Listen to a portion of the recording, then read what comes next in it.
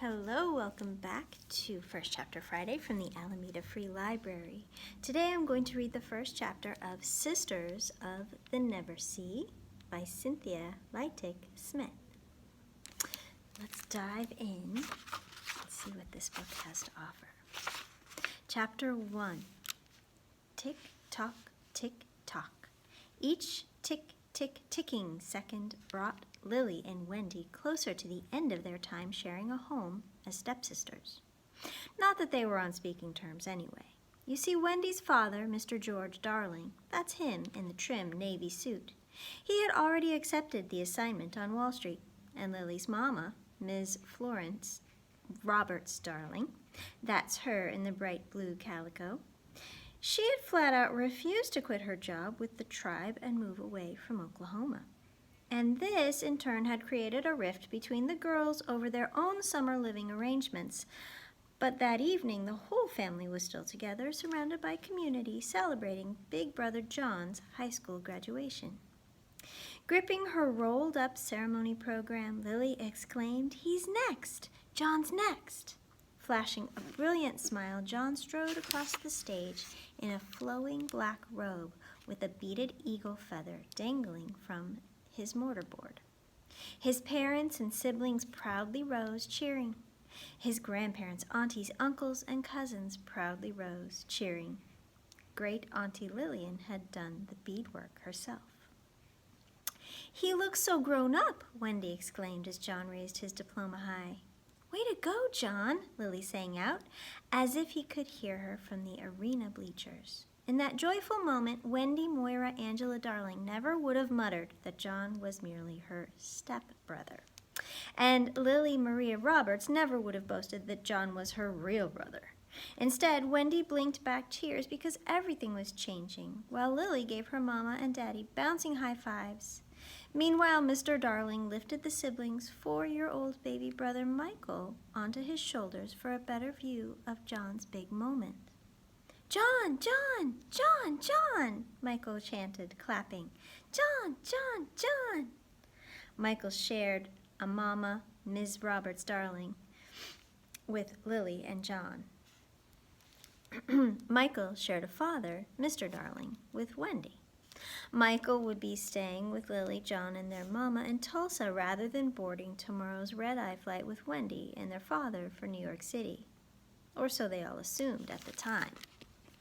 The stepsisters' silent truce had lasted all the way through the very, very, very, very long speeches and graduates' roll call and ceremonial fanciness.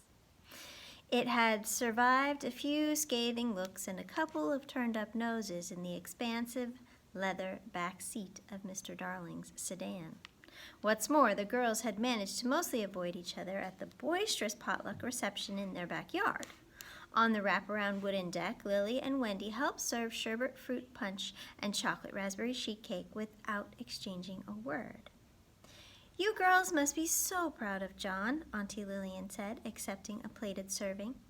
"I'm proud that he graduated with academic honors," Lily answered.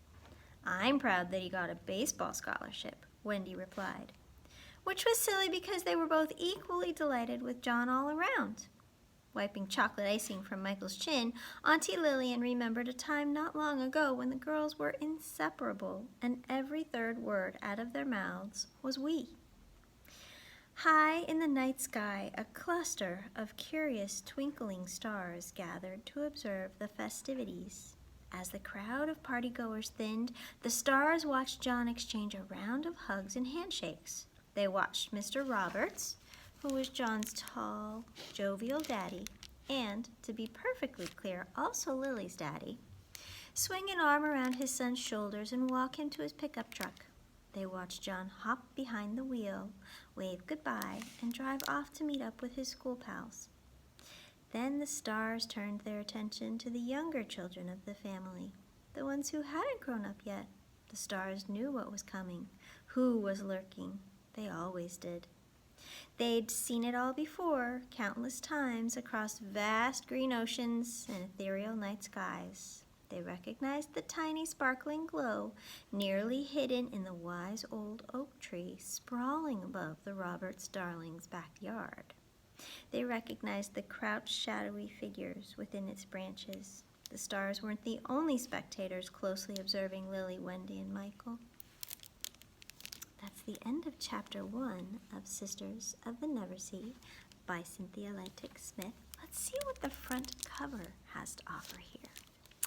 Lily and Wendy had been best friends since they became stepsisters, but now their parents are planning for the family to spend the summer apart. English-born, fanciful Wendy is going with her father to New York City.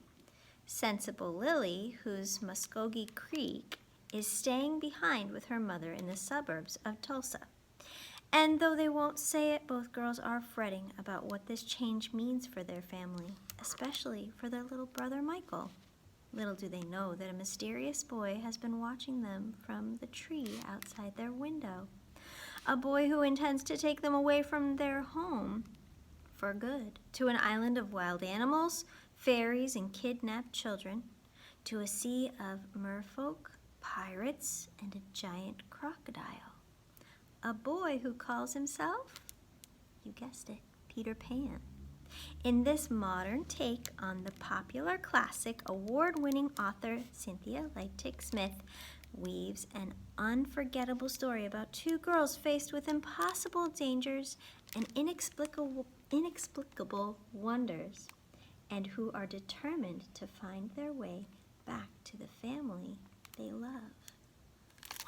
I wonder if you caught that connection from just that first chapter. This book was published by Heartdrum, and I can't wait to read the rest. Check it out from the Alameda Free Library and see if we have it online too. See you next time on First Chapter Friday.